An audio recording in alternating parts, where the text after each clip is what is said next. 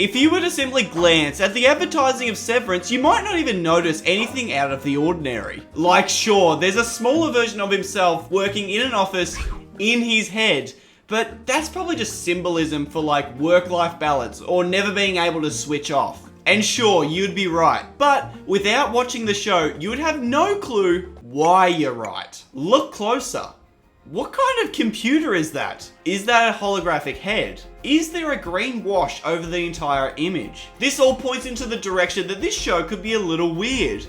And it leans into that. Hard. I have watched all of the episodes, and I just saw the season 2 finale that just came out. After it was finished, I just sat there in silence as the red credits just washed over me.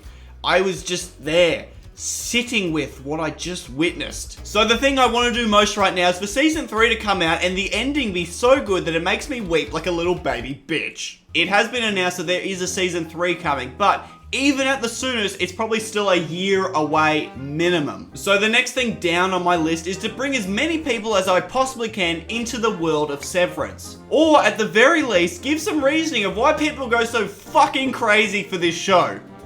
Without spoilers. The concept for this show is super simple. Have you ever been dreading going to work and you're like, I really just can't be bothered. I wish I could just fast forward or just jump to the end of my shift when I was leaving.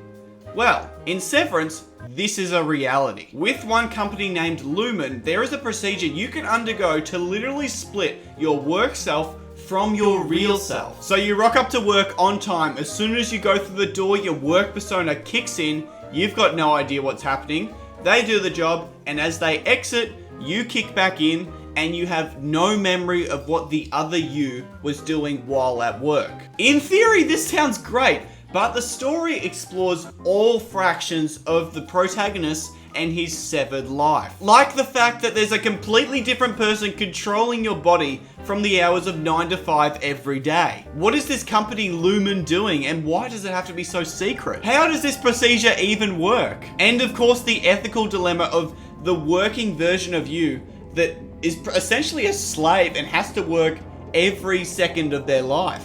There is a lot going on. Like, it weighs you down. You feel the struggle of Mark and of all the other characters also. But this brings me to my first point. The performances seem real.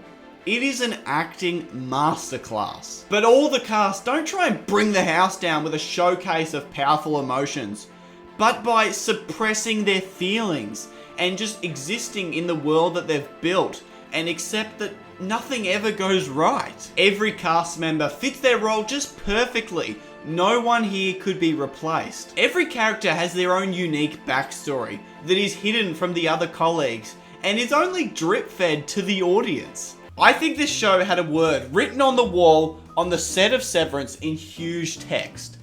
And that word was linger. Let it linger! If you're watching a horror movie, the most anticipated part of the film, or the scariest bit, is the drum roll. It's the lead up to either the horrific reveal or the jump scare. And for the record, I don't get scared, okay?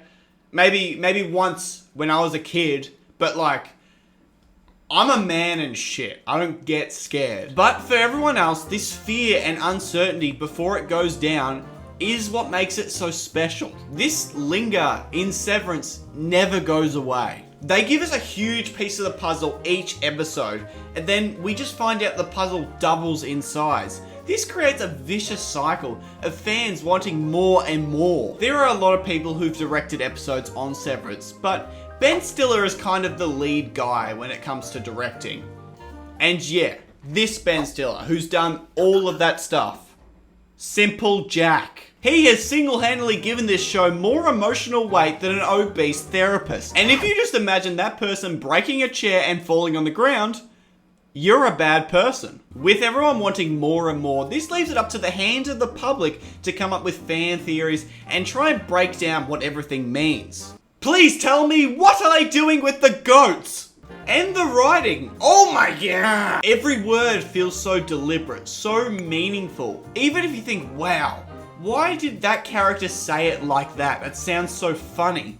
We'll actually find out a season later why. Or, which is amazing writing, they've already told us why they do this or why they say it like that, and you've got to go back and figure it out for yourself. Or just look it up on YouTube. There is a lake of knowledge there. And if you just want a compelling story, you don't have to be some kind of parasocial fly on the wall. You can just watch it. You can just enjoy it. There is an easy to understand story at the surface level. But if you want to get into the thick of it, it is like a never-ending trifle where every layer you unveil makes you rethink the last. The writing makes you so attached to both of the marks. The mark that we know, the original one on the outside, and the one that he donates life to that lives in the workplace. And they don't know each other, they've never met. It makes me kind of think of the Hulk. Like sometimes Bruce Banner requires the Hulk, but he has a hard time handing over the steering wheel. And sometimes it's just easier to let go altogether. But either way, we're taken on this journey of ego death through the eyes of Mark. You as the audience are made to feel a little bit naughty, like you're getting to watch something that the outside protagonist doesn't even know about. And the workplace is so controlled, so manufactured with what the workers get to see. And this is enough for them. They don't know anything else. And the show treats the audience the same. They're rewarded with pops of color, usually only one vibrant shade per shot to draw your attention into whatever they're focusing on. Almost like the workers are animals and there could be a raging bull chasing a red cloak that they're waving. There is so much thought put into each and every shot, like the positioning of items and the switching between the film and digital lenses. It's all made for them, it's all made for us. We have this strange uncanny valley feeling to the whole show. Even the cars, the noises are out of sync. Everything is weird to look at, but you can't stop watching. We all together fear the same one thing: filler episodes. And this show absolutely has episodes where you think not too much is happening, or there's not much to progress the story moving forward on a surface level, but they let the big moments simmer, and you need the information from the smaller episodes to make them so powerful. Maybe a hot take, but I believe there are 0 bad episodes. It feels like one story that we're just being told in different chunks. And with this anticipation that builds up over a season, even the smallest little things made fans lose their mind. There was a tiny bit of the show that was so sickening and hilarious, and all it involved was a paperclip. But when them big plots do play out, just hang on, because they're gonna take you by surprise. I have a lot of love for this show, and I cannot wait to see more. If you've watched up to this portion of the video and now you've decided to watch Severance, my advice to you is just give it a little bit of breathing room. There is no need to binge it. 1 episode a day maximum. And trust me, you're gonna get more out of it when you have time to debrief and think about what just happened. Trust me, it's better. This is not just a show, this is a piece of art. And I've heard people say you can turn the sound off and understand the main story from imagery alone, because it is so well designed from top to bottom. I can't praise it enough, so if you haven't already watched it, don't be severed, be serious. Go get it. Anyway, that's it from your boy, Kale's the Guy. I'm gonna go make another video, so you've got something else to watch. In the meantime, please subscribe.